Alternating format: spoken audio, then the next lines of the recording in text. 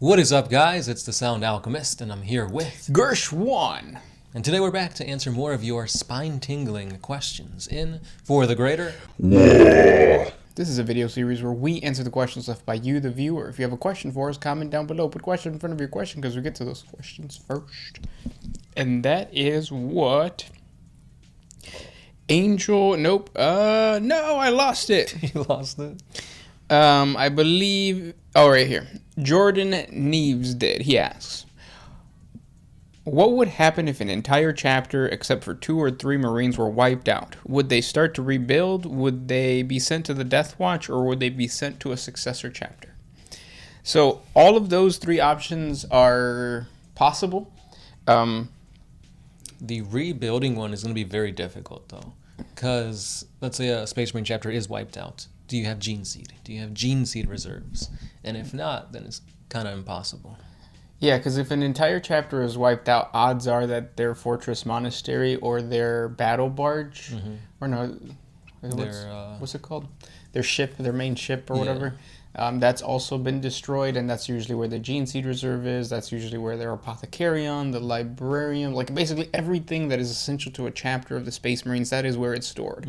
So if that gets invaded and destroyed and there's only 2 Space Marines or 3 Space Marines left, then yes, the rebuilding process can take forever. Right, because there is a fail-safe if that does happen, and that is that is it the High Lords or the Inquisition? It's the Inquisition, right, that has Gene Seed of every chapter? Yep. Yeah. Yeah, so they'll step in and they'll give out the whatever successor chapter they are, their primary Gene Seed stuff. That actually happened to, I believe, the Lion Sables. So check out our 40 facts on the Lion Sables, but they were basically wiped out to a man. And that one person did rebuild, but it took a couple thousand years to actually get like a chapter back.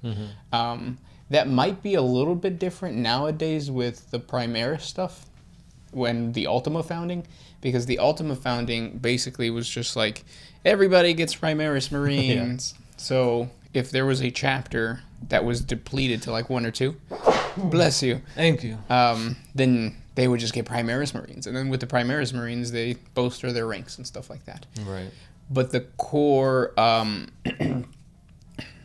tenets and culture of their chapter will probably, die a little bit. Yeah, and it's not just as easy as just putting Gene Seed into any old person. They still have to go through the trials, the rituals, the tribulations to prove that, yes, they can be a Space Marine.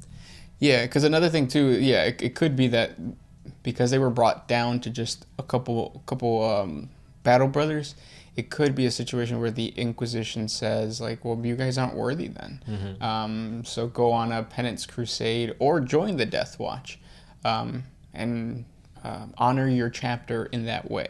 Carry their legacy in that way, and then once they're done, they're done.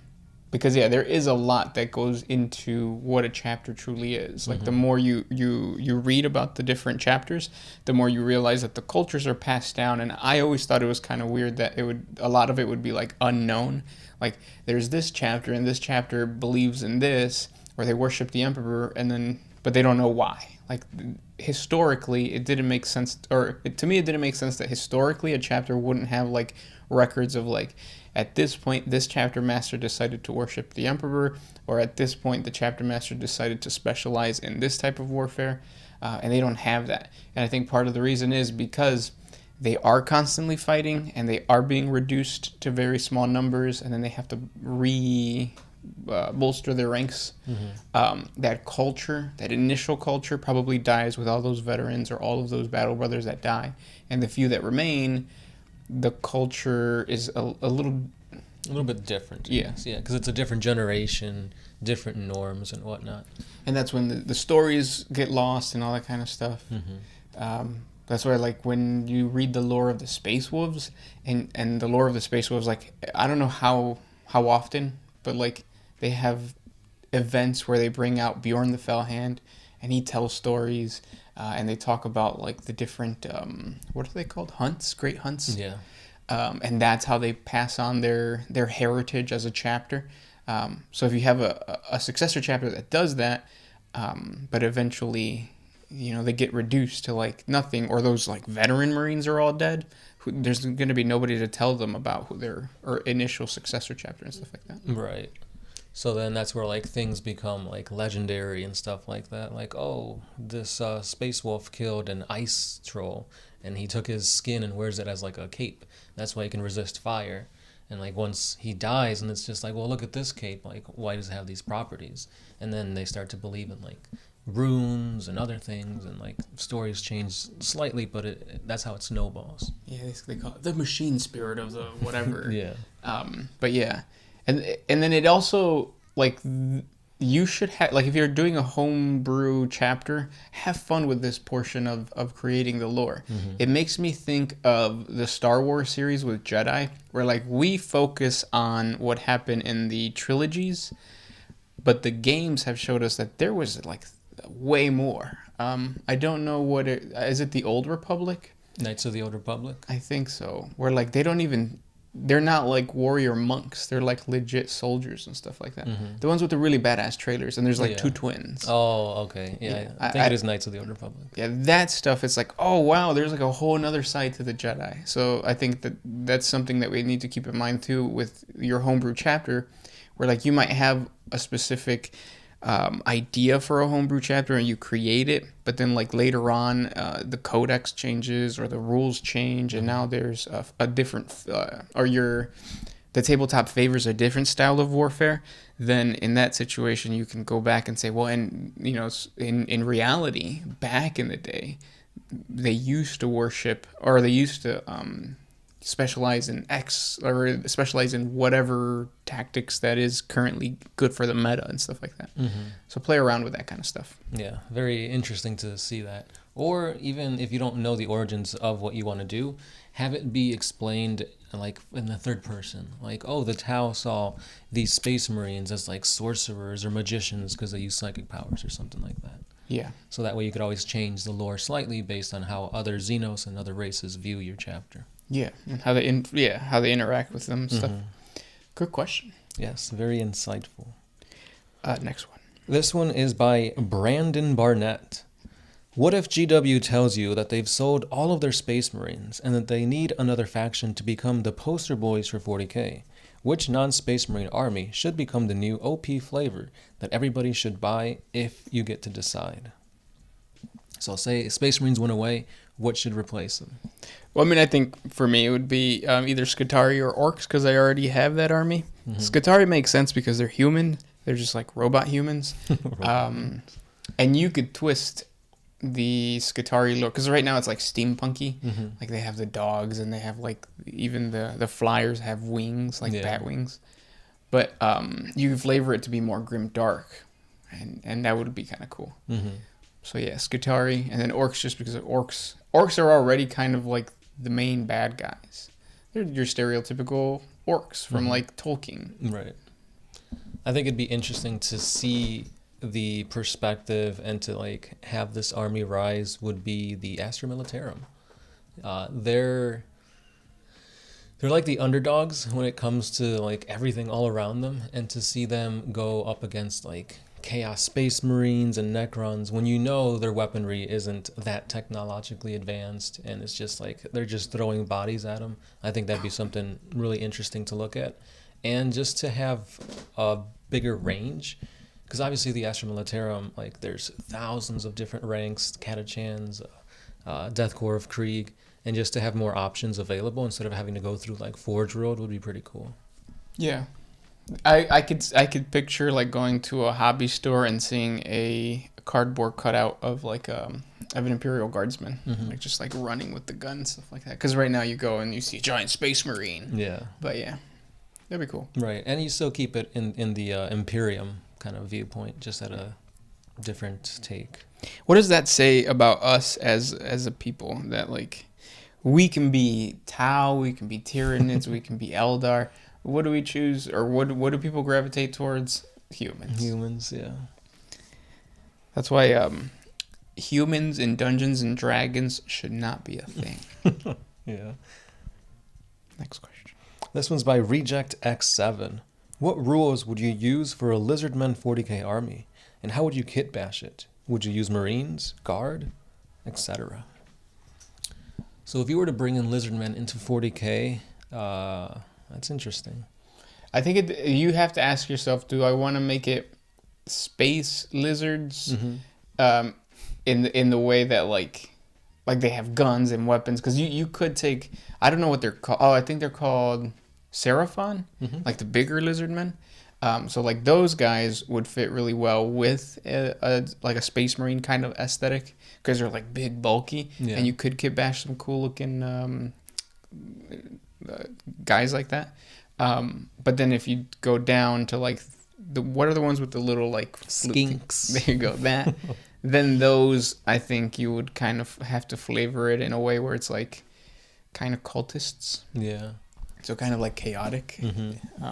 Because it's gonna be very contrasty if you're having skinks with freaking blow darts fighting against a power armored super soldier like a space marine. Yeah, you got to give them some type of psychic power or something. Yeah. Like they're worshiping Nurgle, and that's really like it's not just like a blow dart. It's actually like plague. Like what is it called? Nurgle pox, right? Or like acid or something like that. Yeah. They spit out a black hole, and it like even if it just touches you, like begins corrupting you and like sucking you up. Yeah. The suck. And then another thing too, because they have the dinosaurs that they ride on, it would be interesting to kit bash Lizardmen with Tyranids. So yeah. So you have like 3 different factions that you can kind of theme the Lizardmen with. Yeah. Space Marines or even Tau. Because I've seen some... Yeah, Tau auxiliaries that are basically Lizardmen with like Tau parts, like shoulder pads and stuff like that. Yeah, they look really cool. Even Necrons, I feel, work with like their staffs and stuff. Oh yeah, and because they're supposed to be like ancient and pyramid-y. Or obelisk-y. Yeah, there's a lot. This next question comes from Xenophobic. Did you know that GW stock has increased 1,600% over the past 5 years? It has outperformed Tesla. Are you sure? Really? That's interesting if that is true. Yeah, cool. Yeah. I mean, I know they've gotten like a lot better at like advertising and like mixing in with other brands like Mattel and stuff. Oh yeah. They've got comics with Marvel. We did see a huge difference between old GW because I remember when they tried to take down Beasts of War, I think it's called. It was like a YouTube channel, so it was like Mini War Gaming and then Beasts of War. And then they tried taking them down, and like they would argue that if you're a third party, you can't use the Games Workshop images to sell the product. Like it was just a bunch of really stupid policies that GW used to have, and then they switched it, and they just became so community focused, and I think that's really helped them out. Yeah, because basically the community is a great way to advertise. Even if you don't know what Warhammer is, and you just scroll across like some epic looking mini, that's gonna grab your attention. You're gonna look into it, like, oh, what is that? And then boom, find out about 40K.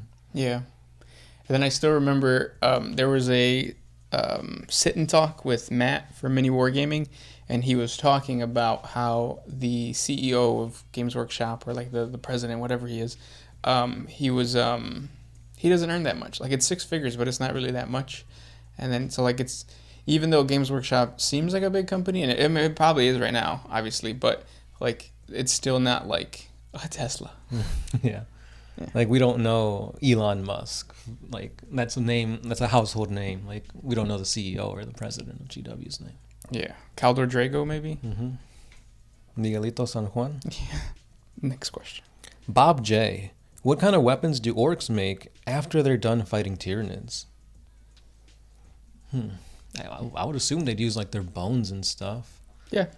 So good choppas. Maybe some type of acid, like they would use the acid to do something. But I would not be surprised that they use the acid more for their like Mad Doc experiments, or like their Pain Boy experiments. But yeah, it's like, oh, let me inject you with the syringe full of acid, just to see what happens.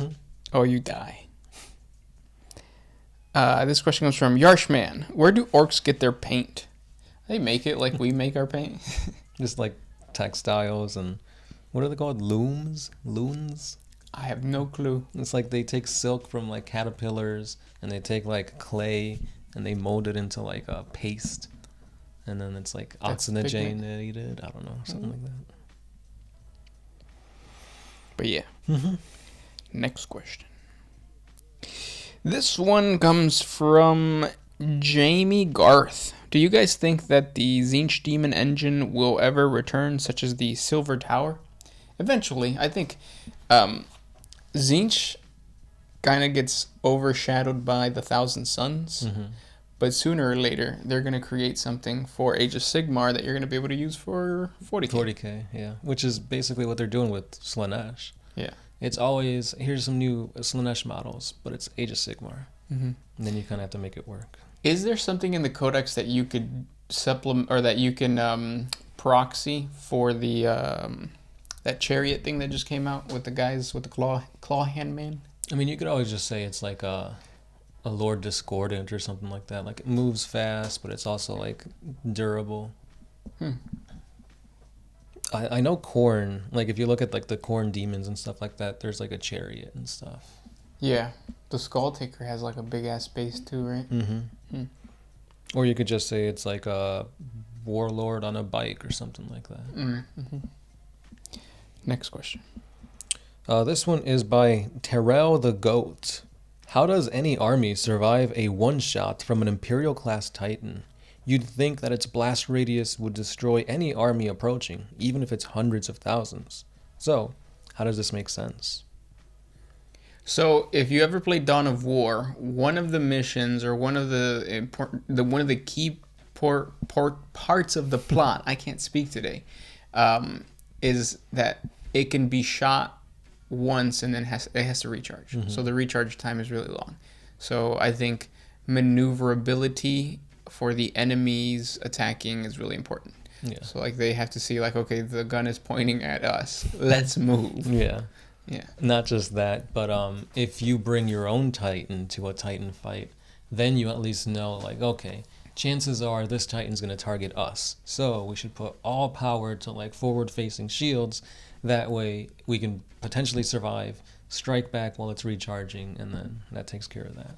Yeah, that's true. It's kind of like your warlords. Like when you're playing the tabletop, you send your warlord against your other. Or usually, it's like warlord against warlord because it's cool. It feels cool for that to happen. Even though tactically that might not be the best thing. Right. Yeah. Depending on your warlord. Yeah. But yeah, generally, if you're out in the open and there's a Titan right in front of you, you're gonna die. Yeah. There's no ifs, ands, or buts about it. Next one. I had a good one here. Let me see if I can find it. In the meantime, I have one from Four Eyes. Is there a planet that the Tyranids have a hard time consuming, like any of the death planets or places where the environment is just really hostile?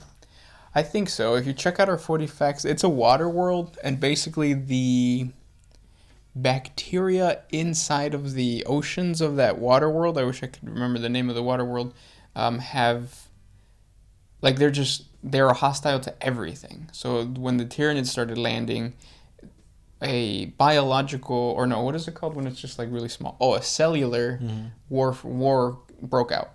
So like the big things, the mycetic spores that would land would just get completely consumed by these microbes inside of the oceans. But so then the Tyranids adapted, and so it became like microbes versus microbes. And then they just kept fighting, and I think eventually the Tyranids just decided to like say, nah, we're spending too much. Yeah. So yeah. That's pretty crazy though. Water won. It's Tyranids' weakness. Because Right. water could flow or it could crash. Is water wet? Yes. And on that topic, here's that good question. If a boar returns home from the wild, does it become a pig? See? So for all those that don't know, I was under the assumption that if you take a pig and you let them free, they would turn feral, aka a boar. And that's not how that happens. I guess they're two different species. That's what you guys are saying, yeah. Because like, if you have a piglet and it runs out of like the farm, it doesn't just get hairier and grow tusks. Right. You would think it would, though. Like a werewolf. So yeah, so in my mind, like if I would have been processing it before, yeah, the pig would come back, or the boar would come back and turn into a pig because you would shave it off. Yeah. It's like a self-domestication thing. Yeah. It's like, all right, I just had my fun. I went out with the boys. Now I'm back home. You know, gotta look prim, proper. Cut these tusks off. But it's like, now here's the real question. What about hogs? What's the difference between a hog and a pig? Well, hog is like bigger, isn't it? Like Hogzilla. Oh yeah. But so then is a hog and a boar different? Yeah, they have to be. They have to be. Yeah. Yeah. It's like, what's the difference between being scared, afraid, frightened, spooked, startled? It's all the same thing. They're all synonyms, right? They all appease corn? I guess. I mean, I don't know. You guys comment down in the comment section below. Thank you guys so much for listening, and yeah, we'll talk to you guys tomorrow. and we'll know who actually really watches the video. Since, All the way through, Yeah, all the yeah. way through. Sound Alchemist, Gersh1. and we are out.